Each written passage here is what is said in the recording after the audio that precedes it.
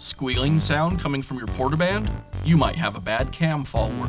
The cam follower is attached to the saw's guide blocks. There are a total of 6 of them, 3 on the front guide and 3 on the back.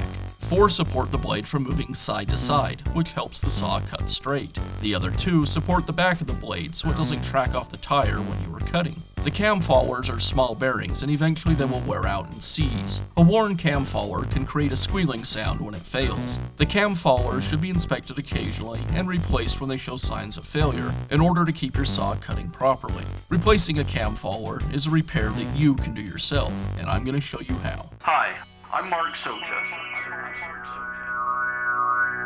Do-it-yourself repairs like these are easier than you might think. From lawn machines to cordless drills, kitchen mixers, Outdoor grills. our how-to videos walk you through each repair from start to finish. So doing it yourself means never having to do it alone. Let's get started.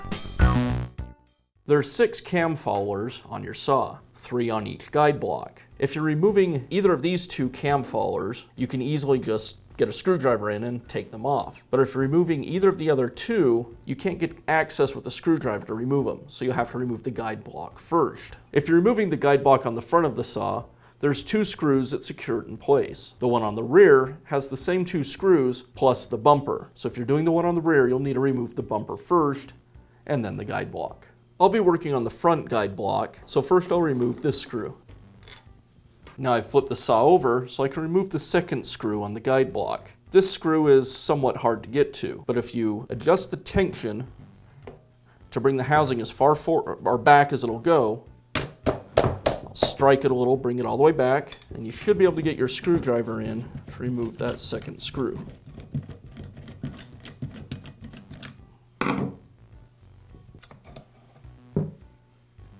Now I can remove the bad cam follower from the block and install the new one.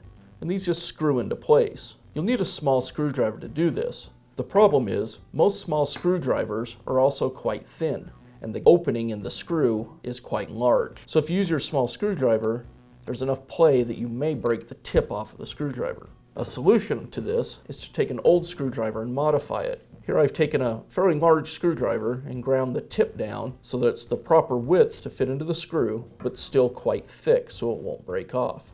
So now I can go ahead and remove the cam follower.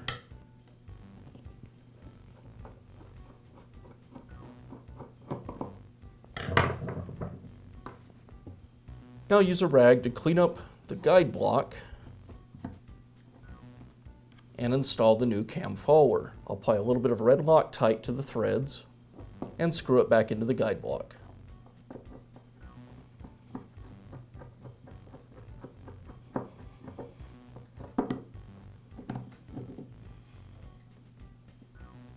Now I can reinstall the guide block. There's 2 different length screws used. The short one goes through the housing and into the block, and then on the other side we'll use the longer one through the block and into the housing.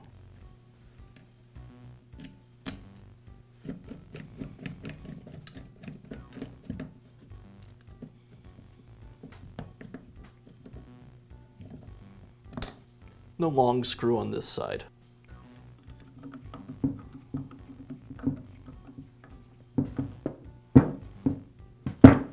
Be sure to check back often for new videos and expert advice. If you found this video helpful, give us a thumbs up.